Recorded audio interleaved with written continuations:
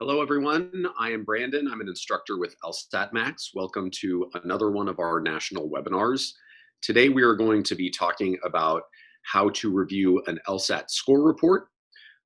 Very useful information for just about everybody. One other thing that I would like to mention before we get started is that we have a podcast called The Legal Level that we are very proud of. I co-host that podcast with Yelena, who is another LSATMax instructor. If you look in the chat box, you will see a link to it. You can listen to that podcast on Apple Podcasts, Spotify, Stitcher, pretty much anywhere that you find podcasts, we are there. So those often have very helpful tips of LSAT preparation and other stuff about law school and beyond. So I hope you'll check it out. So the format today, just like always with these presentations, we encourage participation. So if you want to comment, if you have a question to ask, please feel free to do so. There are a couple of different ways to do that. You can type questions into the chat box. However, when a presentation gets fairly big, and I see we're up to about 60 participants, sometimes the chat box goes by a little too fast for me to keep track of it, so I may miss your questions there. You can also raise your hand in the participants box. I can call on you. You can unmute yourself, and you can talk to everybody just like I'm talking to everyone right now. Finally, there is a Q&A box. I'm happy to answer questions at the end of this presentation. So if you have questions that you're okay with having answered at the end, please type them into that Q&A box, and I will take them at the end of the presentation, pretty much in the order in which they were received. So all that said, let's get started. I'll share my screen with you, and we can talk about score reports, how to analyze them, and then what to do once you have figured out what your score reports are saying to you.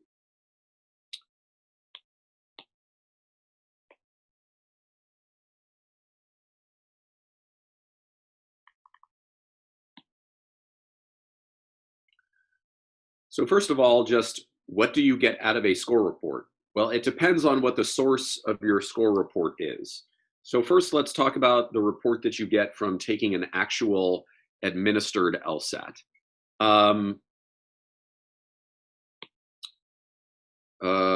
There are two different, and unfortunately the less useful one is the one that is common now, but there are two different types of score reports that you might get if you get a score report after taking an official LSAT. There are disclosed exams and there are undisclosed exams. On a disclosed exam, what you get is very useful and valuable in studying going forward. Obviously, if you're getting the score report and you're looking at it and you're moving forward, you probably didn't get the score that you wanted to, but it is still useful. So on all score reports, you'll get your scaled score on a scale of 120 to 180. And you'll also get your raw score, which is the number of answers correct. So Yoli is asking, how do I schedule private tutoring with you? Please contact the TestMax office and ask for me by name. Can I access this report even though I canceled the score? No. So if you cancel your score, you do not get your score report, is what Kim is asking. So I want to make a distinction because recently LSAC has instituted this program for first-time test takers called Score Preview, where you can actually look at your score, and I think you will get the whole score report, and then you can cancel your score. Which means in that situation, you can, I think, do both. Get your score report and cancel your score. But for everybody else, for anybody who's taken it more than once, Shellen asks, what does it mean to cancel your report? Does that mean that no colleges can see it? They can see that you canceled your score, but they will not know what your score is. So they will know that you sat for the LSAT, that you received a score, and that you canceled it. Samantha is asking, how do you find your score report? I believe LSAC will send it to you, but I'm not entirely sure. I have not actually had my own score report for about a decade from LSAC. All right, so let's continue talking about this. So on a disclosed LSAT, you'll get those things. You will also get, which is very helpful, your answers, and then which ones you got wrong. They'll tell you what was your answer and what was the credited answer. If your answer matches the credited answer, your answer is right. If your answer does not match the credited answer, it's wrong. But you will also get a copy of the questions. And so this is useful because you can go back through, see what you did. This analysis that we're going to talk about reviewing your score report, for the most part, you can do this with one of these disclosed LSATs. On an undisclosed LSAT, you don't get a lot of very useful information. You get your scaled score and you get your raw score, which means they're going to tell you where you fall on that scale of 120 to 180, as well as the absolute number of questions you got correct. And you're going to get nothing else. And these undisclosed score reports are pretty useless. All you know is that you got a certain number of questions right, and it relates to this score. So far, and unfortunately, all LSAT Flexes have been undisclosed exams. And at the very least, the November exam, they have already decided is going to be an LSAT Flex. And the LSAT Flex is an exam administered at home. It's a little bit different than the regular LSAT. What I think we can expect is that as long as the LSAT Flex is the order of business, as long as they're giving LSAT Flexes, you're probably not going to be getting anything besides that undisclosed score report. So that's not very useful. The disclosed LSAT score is useful, that one less so. If you take a practice exam on LSATMax, you're going to get all of the stuff on the disclosed LSAT, and you're going to get more than that. So you'll get your scaled score, you'll get your raw score. Obviously, we have your answers, we have the questions available for you. Do I know if the January test is a flex? They have not decided yet. But you also get what I think is very useful, and I'm going to talk about how these are useful. You get analytics. So every company does it a little bit differently, but we will give you your performance by question type. Also by concept tested when it comes to logical reasoning. And so in addition to question type, concept, at least the very common concepts, are things like sufficient necessary diagram. And those, that concept, sufficient necessary diagramming, occurs across question types. So must be true questions, parallel questions, strengthened with sufficient questions, those are all commonly diagrammable. And so that kind of cross analysis, looking at it by question type and by concept, can be helpful. Another concept that we give you analytics about is causation, because there are a lot of arguments in different question types. So causation shows up in strengthened, in weakened, in error and reasoning questions. And so knowing that, you can see, is it strengthened questions, for instance, that are giving me trouble, or only strengthen when I have causation? How does the LSAT Flex schedule work? It seems as if months as randomly picked for LSAT Flex. Well, no, they've been doing it. The LSAT Flex has been, basically they'll announce an LSAT, and then a few weeks or a month or two before the exam, they'll decide that it's going to be an LSAT Flex. The reason it's a little bit weird is that the LSAT Flex, unlike a regular LSAT, doesn't take place on one day. Instead, there is usually like 3 or 4 days of testing. And so a few days before the exam, you have to log on and choose your testing date. I know the November LSAT, I think the first testing date I want to say is like November 12th. I think it's somewhere in the second week of November. But that's just the start of testing. And so for a few days after that, there are testing testing appointments available. Christine asked, do those score reports expire on the LSAC site? I don't know the answer to that. What I would say is that most schools will not accept a score more than 5 years old, but anything less than 5 years should still be on the site and should still be acceptable. So in addition to that, we also tell you how you did on particular game types for logic games, game type analytics, and also for reading comp, we'll tell you about the subject matter, how you did on each of the subject matter. So that is the basic idea of what you get out of an LSATMax score report. It is very valuable. It's more valuable than a disclosed LSAT. It is way more valuable than an undisclosed LSAT. So what do you do once you get this report? Obviously, you must be able to use that report. So there are a couple of ways to review. I'm going to talk generally about what I think is important to reviewing no matter how you are reviewing. Then I'll talk for a second about a very popular method of reviewing, which is blind review. I don't know that you necessarily always have to do blind review. It is a little bit time consuming, but I do think it can be helpful. So once you have looked at your analytics, you should be seeing some patterns. And no matter what, I think once you have done an exam or done any practice, you should review your performance. In fact, I think it's more important to get in time reviewing your performance than it is to get in a lot of time practicing. So what I mean by that is if you are going to either do 10 questions and review them or do 20 questions without reviewing them, I would say doing 10 questions and reviewing them is better than 20 without review. Anytime you review a question on any of the sections of the exam, and I'll talk about how this process works for these sections, I advise my students to answer these 3 questions. And the last one, the third one, is the really important one, because that's the one where you can take away the larger lesson of the question, and hopefully whatever mistake you made on that question, you will not make that mistake again. So for each question you get wrong, you should be able to articulate an answer in your own words to these questions. Why was my answer wrong? Why was the correct answer correct? And finally, and really importantly, how could I have anticipated the correct answer?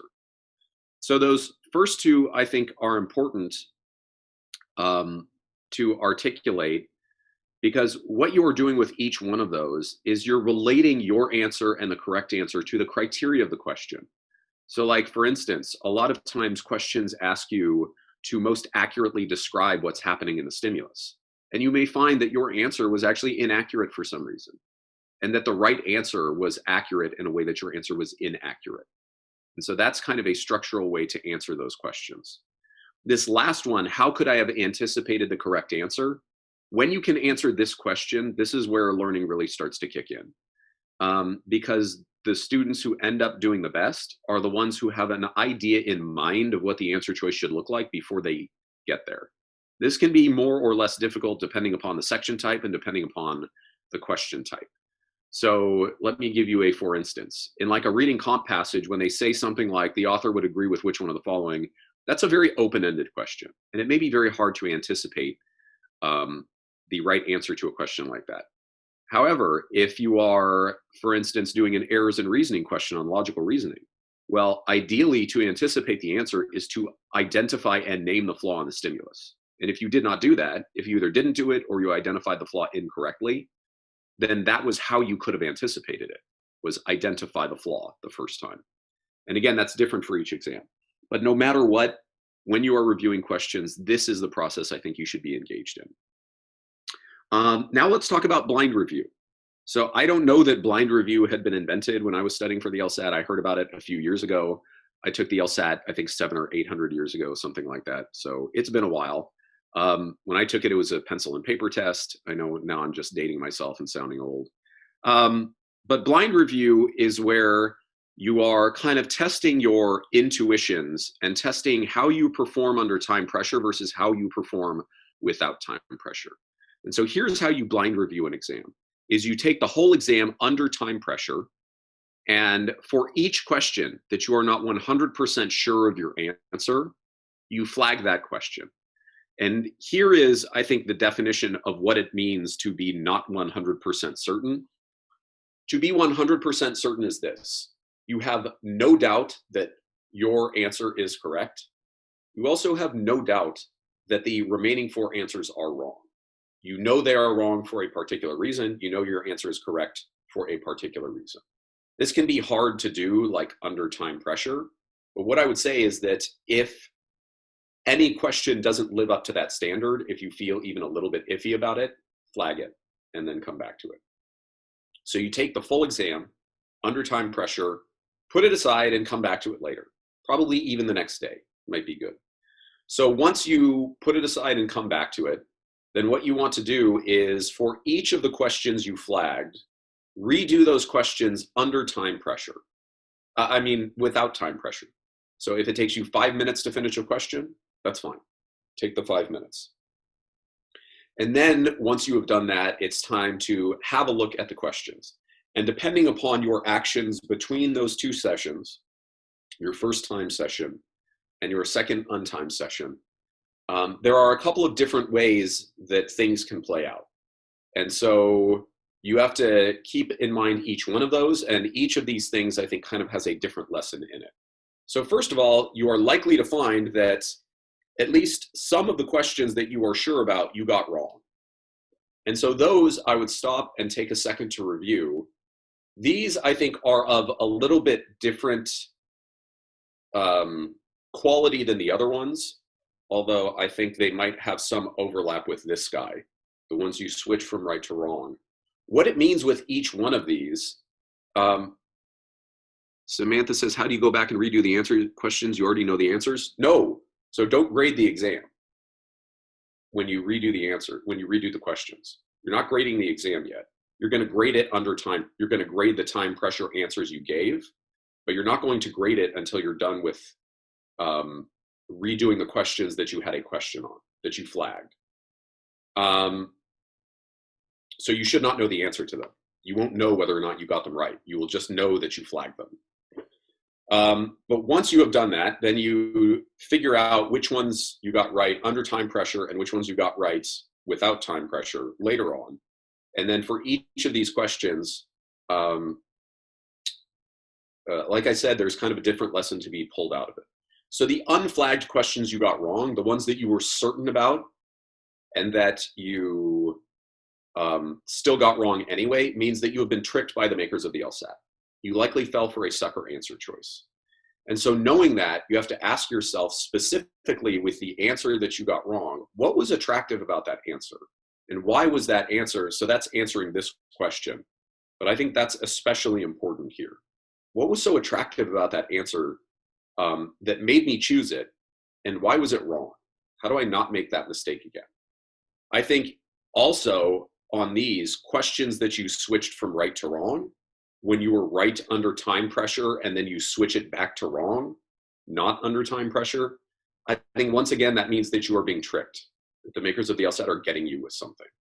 Because under time pressure, you got it right, so something was working, or they weren't able to get their hooks into you when you were moving through it quickly. But once you had the time to consider, then you got tricked by them. And so those ones I think are especially important because they show your blind spots. They show where you're not seeing things.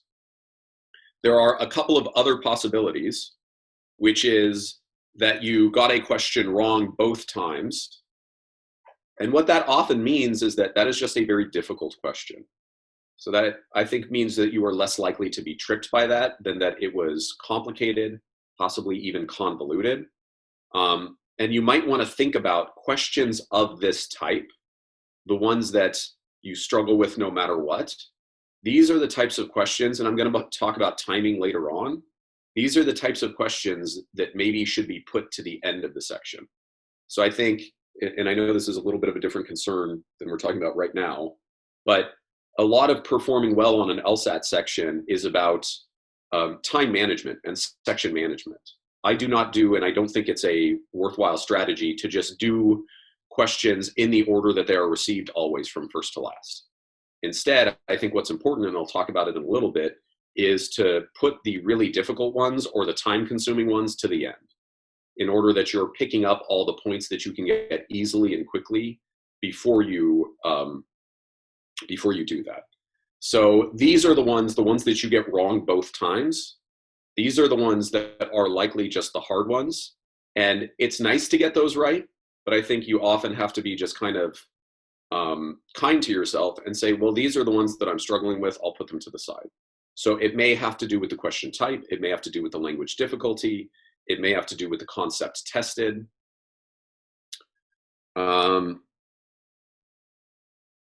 Wouldn't that take up time though, because you are rereading certain questions, or in the end, would it just save time? Well, the idea, and I'll talk about it, is that you are going to reflexively skip certain question types. And so if I see, oh, this is a question that falls under my I skip these question types rubric, then I'm just going to skip them. And I'll talk about how that works. I do think it ends up, if not saving time, then at least making it so that you are more likely to get to the questions you're going to get right before you run out of time, which is maybe a little bit of a different concern. And then finally, the last possibility is that there are questions that you switched from wrong to right. And what that generally means with these especially is that had you slowed down and taken the time on this question, you would have gotten it right. So what was it about rushing, about being under time pressure that got you this question wrong? Because this was a gettable question for you. And so with these ones, I think the lesson to be pulled out of it is that when I come across this, maybe it's the question type, maybe it's the concept, when I come across this, I need to make sure I'm paying full attention, because I just did not give this question the attention it required, but if I had, I would have gotten it right. So I think that's how to do blind review and how to tell the difference between what you're doing.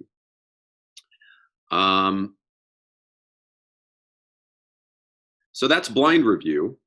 Now let's talk about reviewing without the blind review thing going on. So you obviously will, and I think with the LSAT Flex, it's nice because you can take more practice exams now without getting exhausted, now that there's just a 3-section LSAT rather than the normal LSAT is a 5-section LSAT.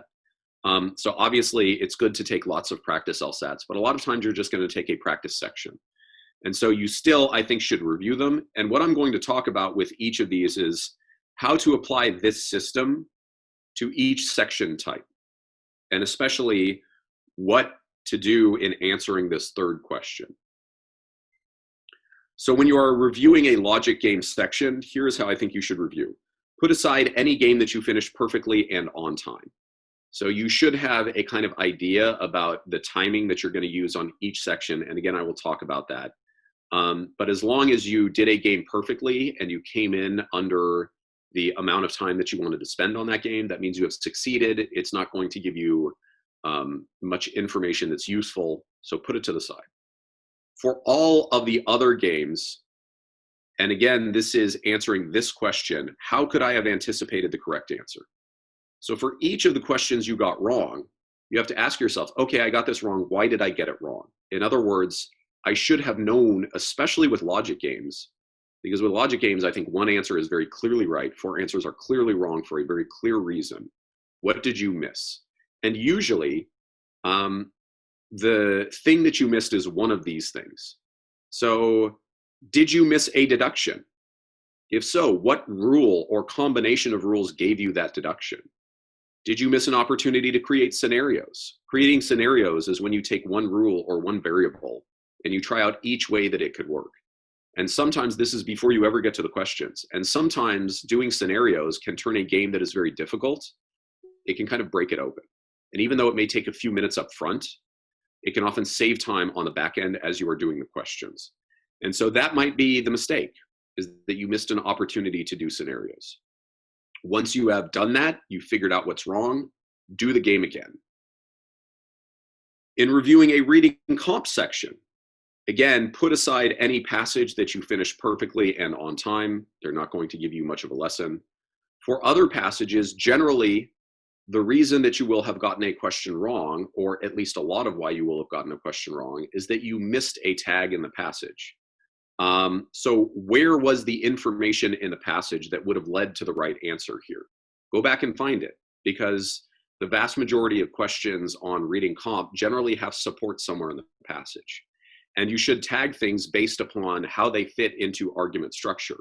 So a lot of times the reason that you have not tagged something is because you didn't see how it fits into the arguments.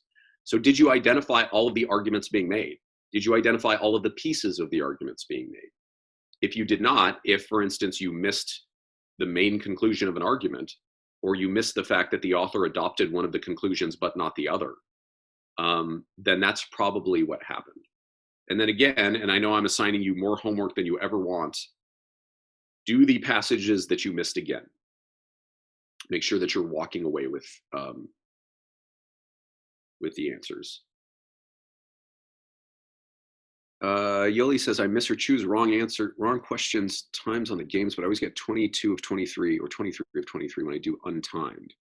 What might be the cause? Time management, rushing?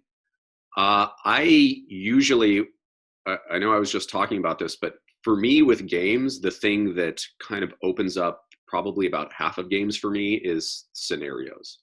And so games are often doable without scenarios, but only if you spend like 15 minutes on them. Because I mean, any game you could just like brute force each answer to each question, but there's not enough time to do that. So what that says to me is that your time is not efficient. And I think efficient use of time often has to do with scenarios. It also has to do, and I'll talk about this, you should think about doing the if questions first in a game, the conditional questions, because you can build a hypothetical and those can often give you information to use on other questions. All right, reviewing a logical reasoning section. Obviously, each question is its own thing, so just put aside the questions you got wrong. but for each question you missed, again, to figure out what went wrong and how not to do it the next time. Did you correctly identify the question type? A lot of times the difficulty is just knowing which type of question you're doing. As you're doing homework, especially earlier in the course, you're going to do like 80 errors and reasoning questions in a row. And you don't have to identify the question type. And by the time you get to the third or fourth question, you're kind of in a groove where your brain thinks in the way that that question type works. But on a regular logical reasoning section, one of the biggest problems with it is that one question you do is a must be true question. And then you have to shift gears and do an argument exchange question, and then shift gears and do strengthen with sufficient, and then shift gears and do a weaken. And so if you're not identifying the question type correctly, that makes it very difficult. Did you miss a common argument form or fallacy? Again, when it comes to how do I not make this mistake again, we're thinking in terms of structure. Arguments on the LSAT are often structured the same way. So for instance, argument by analogy. It can be any type of subject matter, but this is just a common argument form that is used over and over again. I use an analogy to support a conclusion. So if I miss that argument form, then I probably miss the answer choice about it. If you miss a common flaw, that flaw will show up again. Did you diagram incorrectly? If a question requires diagramming, just make sure you did it correctly. All of these are non-exhaustive lists of what might have gone wrong, of what might be the way that you can anticipate the answer choice correctly next time. But this is about looking for your blind spots. What are you missing? So after you have reviewed either the exam or the section of the exam, I think it is really important, and this is something that you should be doing pretty much up until test day, to have a good idea of what it is you need to work on. So the way, and I'm going to talk a little bit about studying in a second, but the way the LSATMax course works, and the way I think LSAT study just ought to work in general, is that about the first half of the time that you spend will be spent making it through the course. The LSATMax course is over 100 hours of lesson videos. It takes a long time to go through, but during that portion of the course, you're preparing for the second half of the course. And the second half of the course is much more open-ended, and it's where you're not learning new things for the most part anymore. Instead, you're reviewing the concepts that you struggle with and working on timing.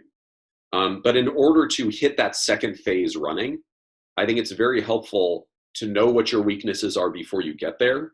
And then as you hit that second phase, you're addressing these weaknesses, and you are hopefully, ideally, constantly narrowing the universe of weaknesses.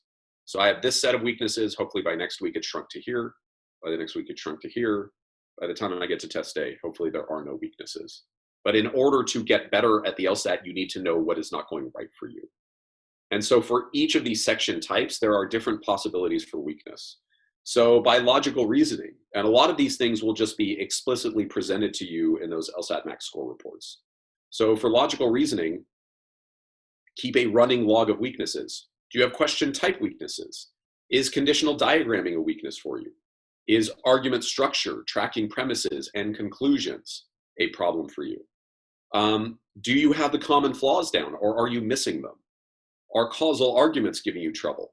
And for all of these, how is your timing on that section? These are just things you should be keeping track of. These will not necessarily all be a weakness for you, but again, this is a non-exhaustive list of weaknesses that people commonly have with these sections. With logic games, and I want to point out a couple of these that are, I think, very commonly issues for people. Do you have a problem with particular game types? Often people find linear games to be more straightforward than group games, which is understandable at least sometimes. This is one of the things that I think people tend to have a big problem with, which is getting the setup correct. A lot of times I have students say to me, well, once I get the setup, the game is easy, but I don't know what the setup is. Well, there are actually, or at least as far as the way I do games, there are some very standard setups for each game type. And then once you get to a more difficult game, if you know what type of game you're doing, oh, this is an in and out game, for instance. When you get to a more difficult game where they're giving you some weird rules or like forcing you to change what you're doing, if you have a standard setup in mind for a particular type of game, then you can take that standard setup and modify it when you get a weird rule, rather than just trying to reinvent the wheel and build a setup out of whole cloth that fits the game type that you're looking at. So I think that's one of the weaknesses that a lot of people have. Are you symbolizing rules correctly? Another one that I think is very common is that scenarios, and I'm a person who is very dependent upon scenarios. Some people are less so. I think a lot of times not creating scenarios is what is a problem for people. Are you getting the numerical distributions? Are you seeing when they are required and doing them when they are required? And then finally, how is your timing? That might be the problem. And then finally, with reading comp, is there a certain subject matter you struggle with? I think more than the other sections, subject matter is important in reading comp. So for a lot of people, it's just like, and it's usually science passages because most of us were not science majors. But if there's particular subject matter you struggle with, then you may have to work specifically on that subject matter. By question type, by comparative passages. Are the comparative passages difficult for you? Are you tagging things correctly? Are you identifying argument structure? And again, how is your time? So all of these things are things that you should know whether or not you do well with them. If you do well with them, put it to the side, it's not important. If you struggle with it, then it's something you're going to have to work on. And so when I say keep a running log of weaknesses, I think like I was talking about in the first phase of the course where you're making it through the lessons, this is something you should be noting and just keeping to the side. But when you get to that second phase, the practice and review phase, a very large chunk of that practice and review, specifically by which I mean the review part, although the practice part too. Let's just forget I said that. Specifically, I think what's important is to understand, okay, I know, for instance, common fallacies are a problem for me. So I'm going to review the materials associated with common fallacies. That's in the errors in reasoning part of the course. And then I'm going to do extra practice on those weaknesses without time pressure, with the materials open in front of me. So I'll use my books or my notes or whatever, and I will have that stuff out in front of me and be working very slowly through my weaknesses. If it takes me 5 minutes to answer one error in reasoning question, but I get it right and I learn from it, then I think it's worthwhile. So that's what is important about keeping that running log of weaknesses. All right. Let me just see if I have, I missed one or two questions. About how much time, Whitney asks about how much time should you study before the test? So I'll talk about it down here a little, well, maybe I don't talk about it. The studying for the LSAT from a beginner's perspective in order to like really cover everything you need to cover and get enough practice and review out of it, I think will probably take a minimum of 180 hours total, and probably will take 200 hours or more total. So the question is not necessarily like how long before the exam you should start, but realistically, how long is it going to take you to put in 200 hours? If you have 20 hours per week that you can put into the LSAT, then that's going to take you 10 weeks. If you have 10 hours per week that you can put in, then that's going to take you 20 weeks. And so I think that's the way to look at it. But the idea is to give yourself plenty of time. And if you are, estimating a certain amount of time, then give yourself a little bit more. Angelica asks, how many points do you think we can increase for the November test?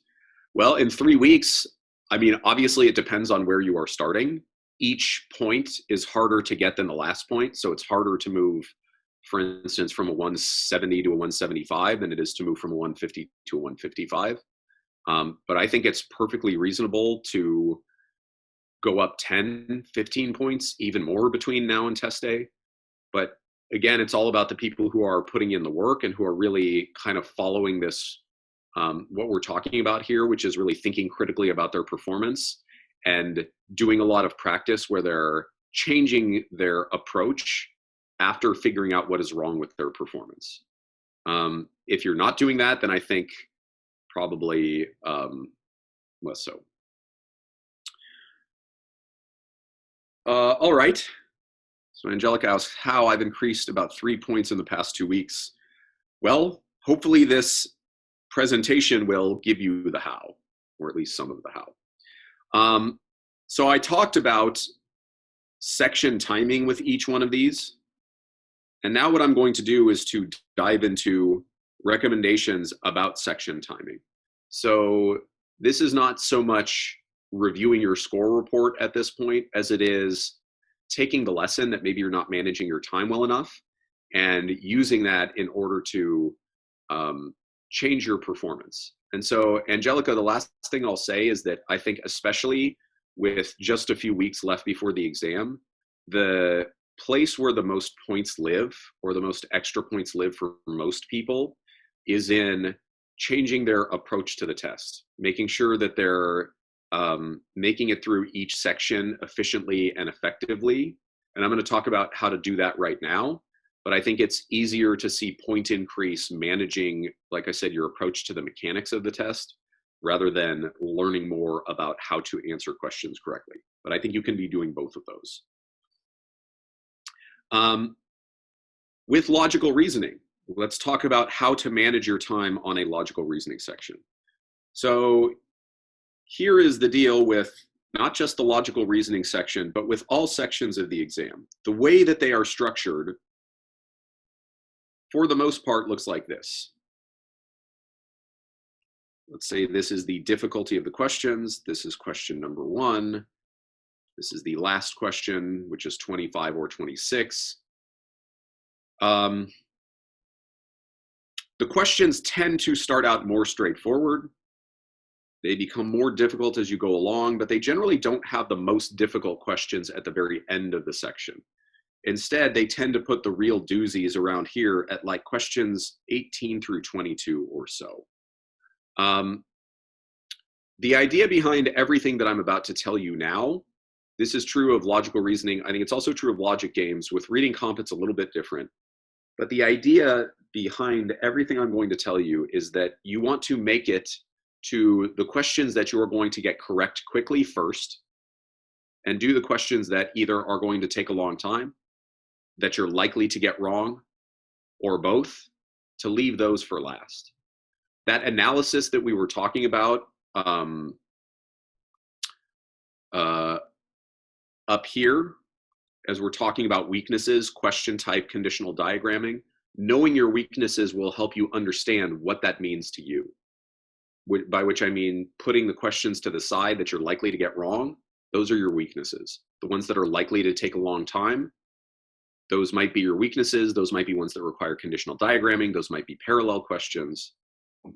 But that's the basic idea, is that I'm putting the stuff I'm likely to struggle with to the end and picking up all the points that I'm likely to get quickly and correctly first.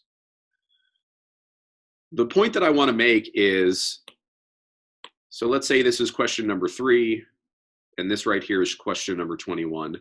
On average, question number 3 is easier than question number 21 is on average, which means in the history of the exam, there have been, the average difficulty of question number 3 is like a, I don't know, 2 out of 5. And then the average difficulty of a question number 21 is like a 4 out of 5.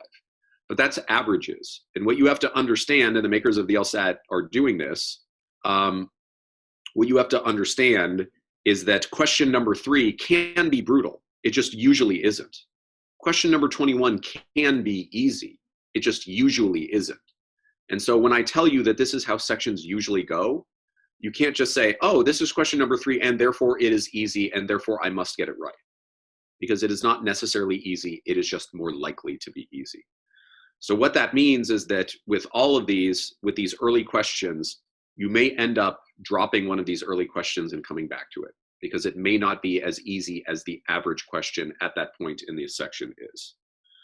So knowing that that is generally how a section is structured, I want to first talk about the pace for a winning performance, and then talk about the questions that I think you should reflexively skip. So with questions 1 through 10, those tend to be a little bit more straightforward. If you were to divide up a section evenly with the amount of time, you'd get a little bit more than 90 seconds per question, meaning that the average pace is 1.5 minutes per question. So in order to make sure that you're ready for the hard questions, you should be banking time on the easier questions. So 1 through 10 tend to be more straightforward. And it would be good to get through those in about 60 seconds per question, meaning by the time you get to the end, by the time you finish question 10, you should hopefully be about 10, 11, not too many more minutes into the section, if you are planning on completing all of the questions. Questions 11 through 20, those are the ones where you can get through in about 90 seconds per question.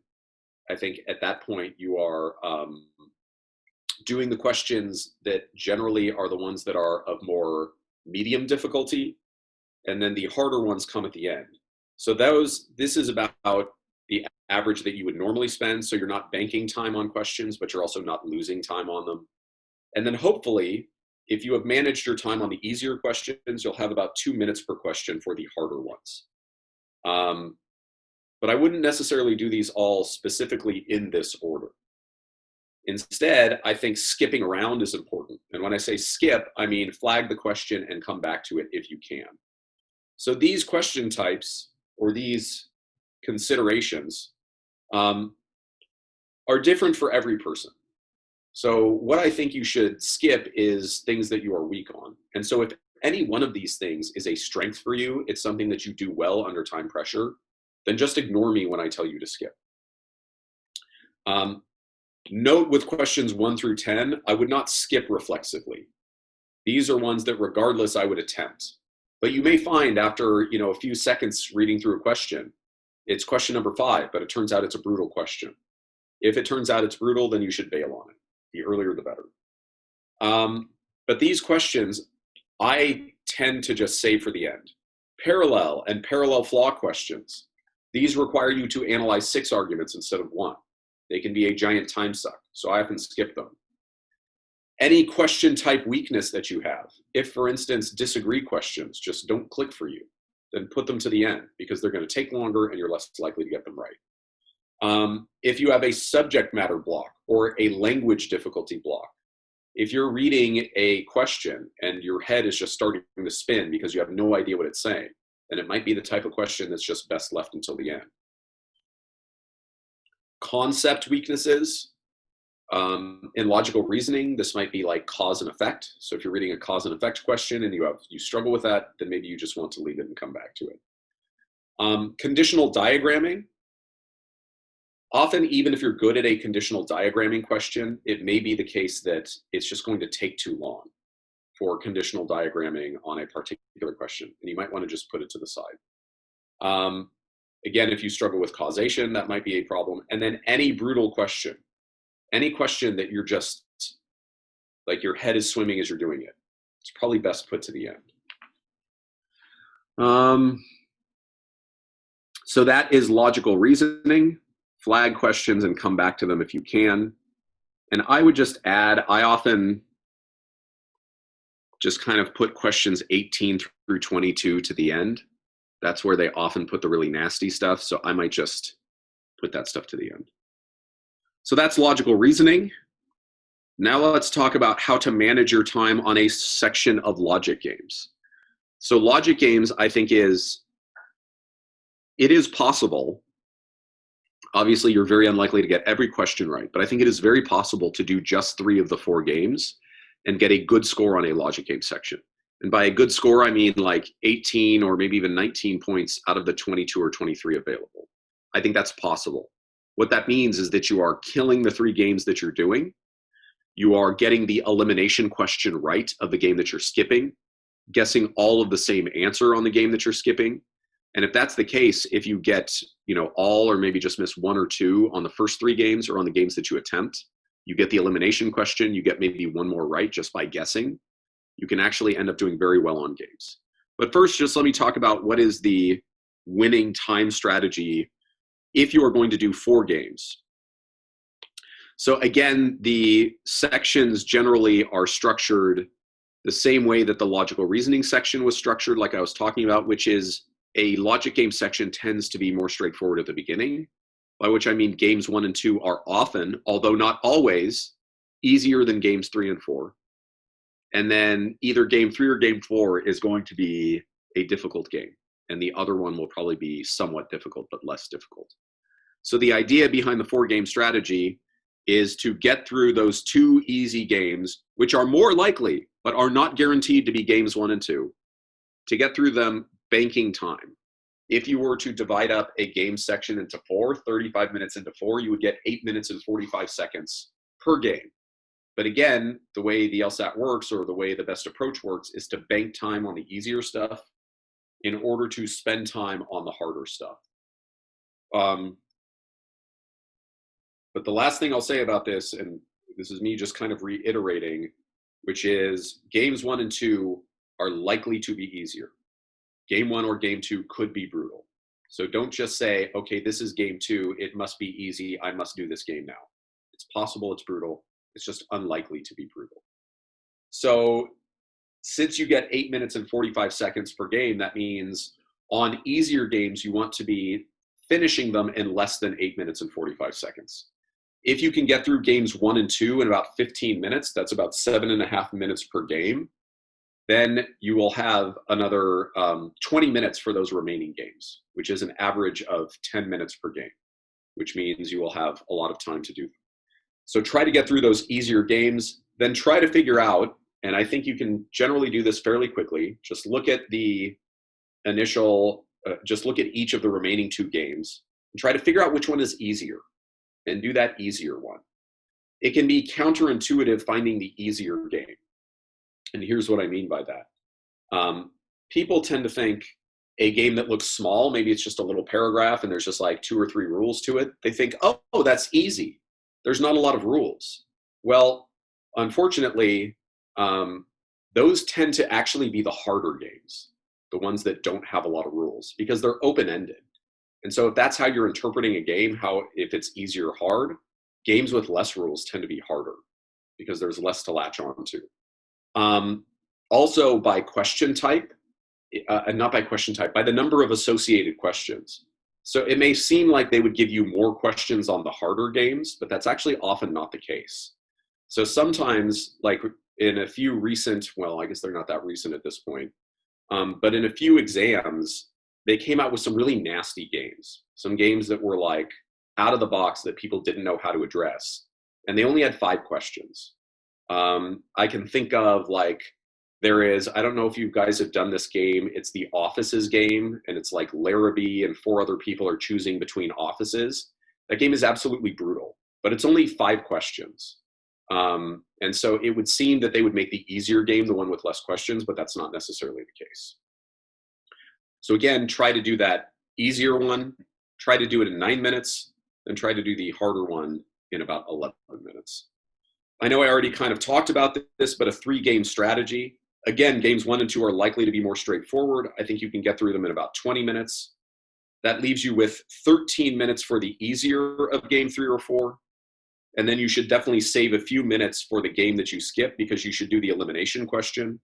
Usually the first question to a game is a question that you can get rid of 4 wrong answers because they violate a rule without actually having built a setup or done any deductions. But you definitely want that time to answer that question and to fill in the remaining answers, because there's no guessing penalty. So you definitely don't want to get caught flat-footed and you just don't have answers for those remaining questions, because then you are definitely going to get it wrong.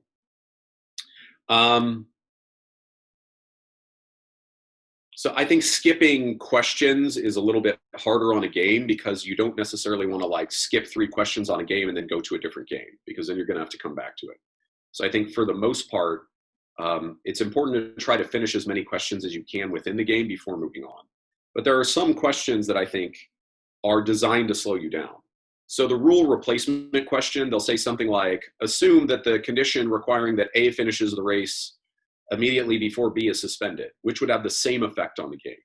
These questions are difficult and abstract. Although I do think you can often eliminate a few answer choices very quickly.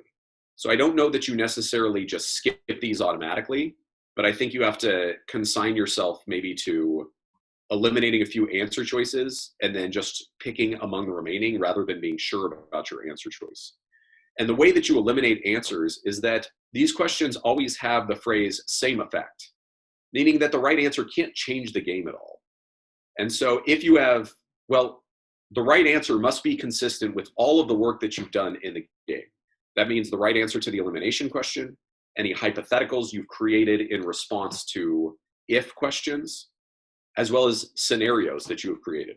Any answer choice that is inconsistent with any of those things, even just one of them, even just one scenario, is wrong. And you can very often eliminate 2, sometimes even 3 wrong answers at that point. And then I think at that point, because these take a long time, it's probably best to just try to choose between what's left and move on. This added variable thing, they don't do much anymore. But any brutal question, by which I mean a question that is going to take you more than 2 minutes, no point is worth more than 2 minutes unless it is the last question. It's the only time a question is worth more than 2 minutes. So those I would move on. I think managing time on games is something that there are a lot of tools that you can use, specifically this one, doing if questions first.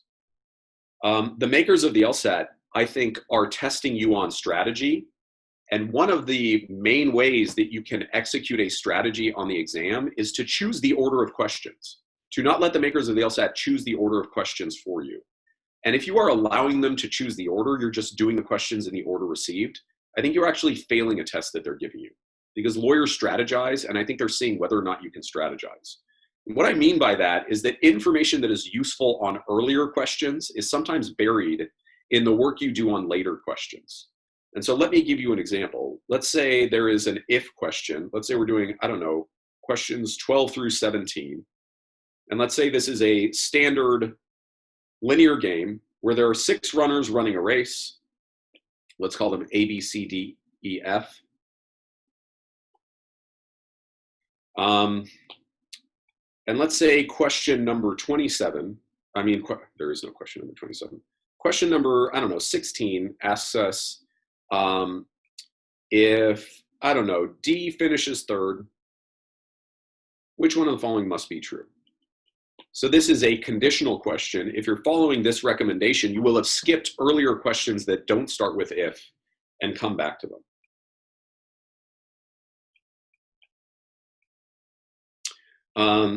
So D finishes 3rd. And let's say we fill in this diagram according to the rules and it gets completely filled in and we find out that B is 1st, F is 2nd, C is 4th, E is 5th, and A ends up last.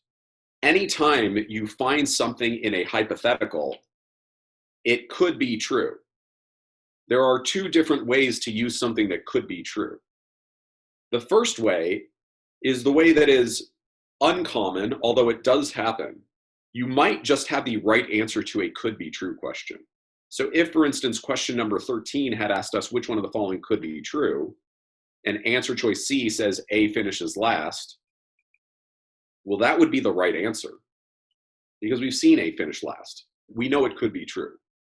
That doesn't happen very much, but what does happen all the time is that they will give you information that will allow you to eliminate answer choices to must be false questions, because anything that could be true is the wrong answer to a must be false question.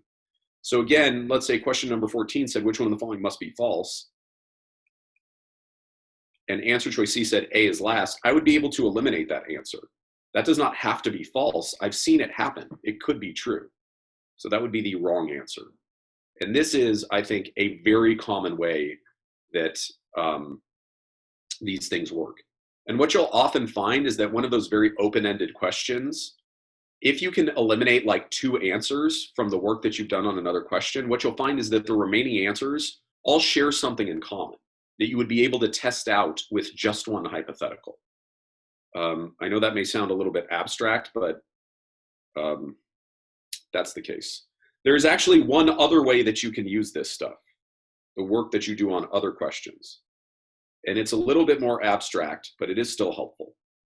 So let's stick with this example. We did question number 16. This is where we found out that this is one way that this game can play out. Anything that did not happen in a hypothetical could be false.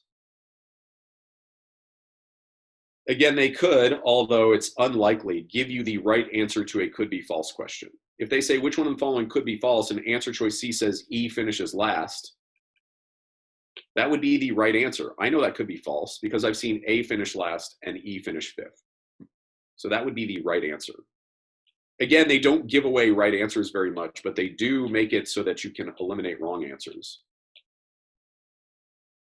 And so what you are much more likely to get, instead of this right answer to a could be false question, anything that could be false is the wrong answer to a must be true question. So if they ask you which one of the following must be true, and once again, answer choice C says E finishes last, I can just cross that off. I know that doesn't have to be true. I've seen A finish last and E finish fifth. And so those are both ways that you can use work that you've done on another question to address absolute questions, the ones that don't start with if. Most likely, just to recap, the best way to use these, or the most common way to use these, is to eliminate wrong answers to must be false and must be true questions. If it could be true, if it happened in a hypothetical, it's the wrong answer to must be false. If it could be false, it did not happen in a hypothetical, it's the wrong answer to must be true. Finally, with reading comprehension, you'll notice just how much smaller this section is than the other sections, because my advice for timing with reading comp is largely centers around the idea that reading comp is something that takes a long time, and I don't know if there's any perfect solution to that. Chewing through 4 passages and 27 or 28 questions in 35 minutes is brutal. It is always going to be brutal. I have heard things from people like just read the first and last sentence of each paragraph or something like that. To me, that sounds insane. I don't know how you answer these detailed questions about the passage without reading the whole thing. So reading comp is one of those things that I think some people, and I don't mean to insult them or anything, but some people will just never be able to complete all 4 passages in 35 minutes because it's an immense amount of stuff. But I think you can be fairly successful with a 3-passage strategy. You're likely to miss a number of questions on the passage that you skip. But if you are really nailing 3 passages, that might be better than giving divided attention, not enough attention to 4 passages. So if you find yourself, and this is kind of the worst of all worlds, a lot of times students will get through 3 passages with about 5 minutes left. And that's the worst of all worlds, because that 5 minutes is pretty useless for the remaining passage. Maybe you can scan the passage really quickly and answer a question or 2. But that 5 minutes is useless there, and it could have been better spent by giving the 3 passages you looked at more attention. But the pace for each of these, I think, is about the pace for logic games, which is, again, passages 1 and 2 are more likely to be straightforward. They're more likely to be easier. So consider doing those first in about 15 minutes, banking time. Try to figure out which is the easier of 3 or 4. I think this is largely about subject matter for most people. You can read a few sentences of the remaining 2 passages, and if one is subject matter that just drives you nuts and the other one is subject matter that you're good with, then go with the subject matter that you're good with. Hopefully you can get through the easier passage of 3 or 4 in about 9 minutes, leading the harder in about 11 minutes. With a 3-passage strategy, it's pretty much the same. Again, you're going to try to get through passages 1 and 2 in about 20 minutes. The easier of 3 or 4, you can get through in about 14 minutes, and then just leave yourself time to fill in all the remaining answers, the same answer. If you use the same answer choice, you're likely to get about 1 out of 5. If you're skipping around, you may get more, you may be less. There are some question types, or at least there's one question type that tends to take a lot of time, and I usually put this one to the side. So the question that asks you something like, the passage mentions each of the following except, what they want you to do is to go back to the passage 4 times in order to eliminate 4 wrong answers. And I do not think that's a winning strategy. With a question like that, unless you can see one answer choice is not clearly supported, I would probably just skip it, try to choose an answer, but not put a lot of time in it. What I was saying before is that reading comp is a little bit different in that I think for some people, it's actually a good idea to reverse what I was talking about. Instead of picking up all the easy points first, you might want to actually do the hard stuff first on reading comp. And that's because reading comp is mentally exhausting. And so if you are, you've made it through 3 passages and now you're doing the brutal passage, that might be worse than doing the brutal passage first. And then after you've made it through 3 passages, you're doing an easier passage. So the way to do that might be as easy, or if you don't want to think about it, just do the section backwards, because the harder stuff tends to come at the end. Angelica asks, would you recommend doing 3 and guessing 1? I mean, I think it's ideal to do all 4 passages, and I think for a lot of people they can work up to that, but for some people it won't work. So I can't necessarily recommend for you either one of those. I wish I had better information about managing your time on reading comp, but again, I think the time is nasty, and I think there's kind of no perfect way around it. Okay. Chelin asks, I hope I'm pronouncing that correctly. If I were to cancel my score, would that look bad for law schools that I'm applying for? I don't think it looks bad. I think that, well, here's what I would say. Most people take the LSAT twice. Some of them take it 3 times. I think taking it more than 3 times can be, Shalon, I was not even close. I'm sorry. I will do better next time. What was I saying? Yeah, so I don't think it's a problem to cancel a score. I think it can be a problem to take the LSAT more than 3 times. Because I think when you take the LSAT more than 3 times, it starts to look like you have trouble identifying your weaknesses and compensating for them. But I don't think there's anything wrong with canceling your score. What you're saying is, I know I didn't perform up to my abilities, and if you're taking the exam again, I think it looks perfectly fine. So I would not worry about that. Whenever I do my LSAT practice on LSATMax, I am unable to go back into the questions after completing the test without either restarting or seeing the correct answer. How would blind review work with LSATMax? So the way that you can clear your answers and the way that LSATMax works, or the way that it should work, is that when you review, it'll say review previous session, and there should be a list of the different sessions that you took that exam. And so if you take that exam multiple times, there will be multiple sessions. So what you should be able to do, I think, is at least identify the questions that you have flagged and then redo those after erasing your answers. So I hope that explains that. But all of those sessions are saved for history. So you will be able to go back into those sessions. Whitney asks about how much time, weeks, months should you devote to studying before test day? So like I was saying, our study schedules generally tend to start about 4 months out before the exam. So I think that's kind of like a good starting point for the analysis. But I think it's different for everybody. And what I would say is that you should expect to spend 180 to 200 hours studying for the exam. And so depending upon your schedule, how many hours per week can you devote? And then figure out how many weeks you are going to need to get through 180 to 200 hours. And honestly, 200 is probably the more realistic. I know that doesn't answer your question entirely, but again, it's different for everyone. What about if you have extra time but seem to run out of time on one particular section?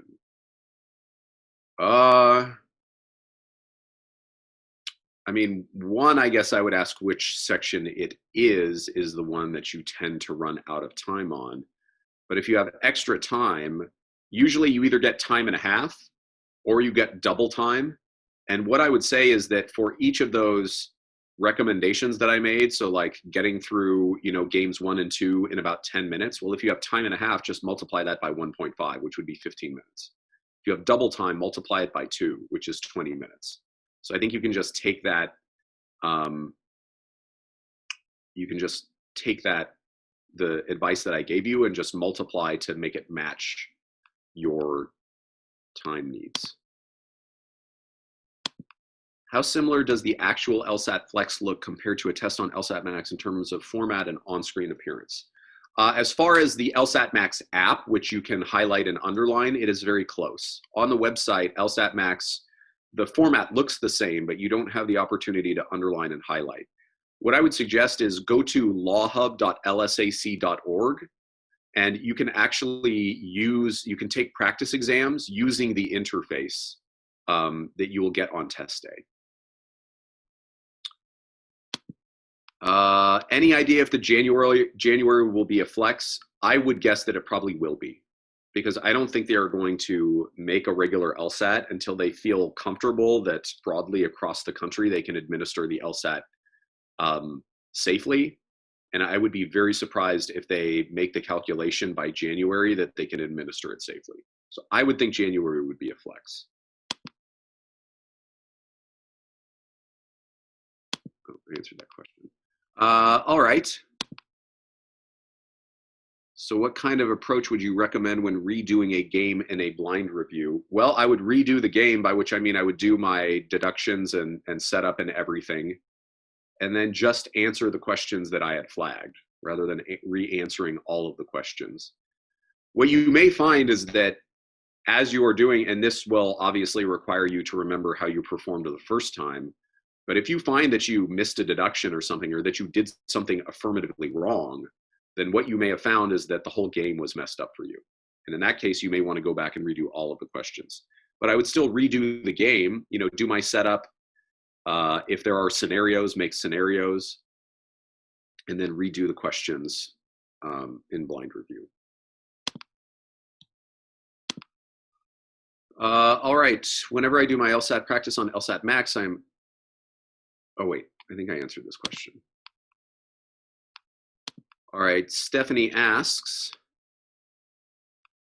for games in RC, after doing the first game and passage, I like to move to the game passage with the most questions. My reasoning is that I can answer more questions with a single setup read. Would this be recommended? I think that is a reasonable way to approach it, yes. And if you're trying to pick up all of the points that are available to you, then I think that can be a good idea. But I think you want to review your performance and say, did I actually end up getting the points out of it that I wanted to get out of it? And so what you might find is that you did the passage that had the most questions, but it was a brutal passage, and you ended up getting less questions than you would get with the other passage. So I think that's a reasonable approach, but I would test it out and see if it's working for you. All right. Gina asks, oh, and Steve is dittoing Gina's question. Any different advice for someone who's been out of school for a while, like a long while? What do I look like? I've been out of school for a long while. I have been out of school for a long while. So I was out of school, and I don't know if this is as long as you are. It took me 7 years between undergrad and law school. So I was sort of a non-traditional student. I think I turned 29 my first week of law school, something like that. So I was a little bit older. Different advice for somebody who's been out of school for a while. Well, as far as applications go, you can get letters of recommendation from employers and colleagues rather than from professors, which is a little bit different. I mean, as far as studying for the LSAT, I don't know that there's really a lot of different advice about it, because I think for the most part, getting that score is getting that score. You may have different life requirements. You are likely to, if you have gotten a little bit older, have responsibilities and commitments that other people don't. So a lot of times, people who are young will just take the summer off and study for the LSAT, and they can put 30 hours a week or more into studying for the LSAT. So if you do not have that kind of time, then I think what you have to do is to just start a little bit earlier and try to make it through the course over a longer period of time. But I don't know that I have much more advice than that. And Steve's question was a ditto, so hopefully I've answered that one. Rana asks, I wanted to take the January LSAT and I am able to invest 15 to 20 hours per week. Do you think it's too late to start studying for the exam and registering for LSATMax? No, I don't think it's too late. I do think that you should probably get started now, but I don't think it's too late. Obviously, 200 hours between now and the January LSAT. I'm not sure exactly what the date of the January LSAT is, but that should be about 2.5 months away, which is about 10 weeks. So if you can put in 15 to 20 hours per week, then I think you probably can get in that 180 to 200 hours. But I think you would need to start now. I hope that helps. Other questions? Let me look at the chat box just to see what I've missed. So Braylon asks, if we take the January LSAT, can we still apply to law schools for fall 2021? Most schools will still accept the February LSAT. You will be in at the end of the application season, which means a number of seats will have been given away and you will be competing for a smaller number of seats. So it's not ideal to take the January LSAT for fall 2021, but for most schools, they will accept that as the, well, for a lot of schools, it's the last one, and some it won't even be the last one. But I would either contact or at least go to the websites of the schools that you're interested in to make sure that they will accept an application that late. Let's see. Do you know how long is the admissions process for law school? Natalie asks. Well, in my case, it was really, really long because I got stuck on the wait list for months and months and months. Law school applications is a rolling admissions situation, which means that law schools will often start giving away seats early on in the application process. And so if you're applying in October, which is generally when the application season opens, so like application season opened very recently for most law schools across the country. If you get in early, you may get your response back in a couple of months, probably not less than that. You can do something called early decision. You can do it with one school, which is where you say in turn, you sign a contract where in return for giving you a decision early, you agree that if they accept you, you will go to that law school regardless of what other acceptances you have gotten. In that situation, you will likely get a quick decision from that school. From other schools, you may get them in a couple of months, but I think a lot of times schools kind of wait to send out the bulk of their acceptances until, you know, around February or March of the year that you would be matriculating into law school. I was put on the wait list at UCLA in, I think, maybe January or February of the year that I went to school there, and I didn't get off the wait list until I think like 2 weeks before school started, which was late July, early August. So for me, it was a months and months and months long process, but hopefully for you, it will be less of a process. Let's see. Do you think the February will be an LSAT Flex? Is there a February? I don't know if there is one. If it is, I think it's possible. I think the January is likely to be, the farther you get from January, the less I know. Because again, once they feel like it's safe, I think it's likely that they'll go back to the regular Flex, but I don't know when that calculation will be made. I doubt it will be made by January. After that, my crystal ball gets a little foggy. Let's see. Do you recommend waiting to get your LSAT score to start applications for schools? No, I think you should get your applications as complete as possible, as early as possible. Law schools are not going to review your application until all of the pieces of the application are in. And so the way that applications work is that you send in all the pieces of your application. That includes your transcripts, personal statement, your recommenders will send a letter of recommendation, your resume. You send it into the credential assembly service. That's a service that the makers of the LSAT provide. And it's a clearinghouse, and you will select the law schools you apply to, and they will send those pieces of the application on to those law schools. Those law schools won't get anything until your application is complete. And so you can just send in the pieces that you have whenever you want to, and then once it's complete, you can decide when to send those pieces of your application. But no, I would not wait. If you have time now to write your personal statement, then go ahead and do it. All right.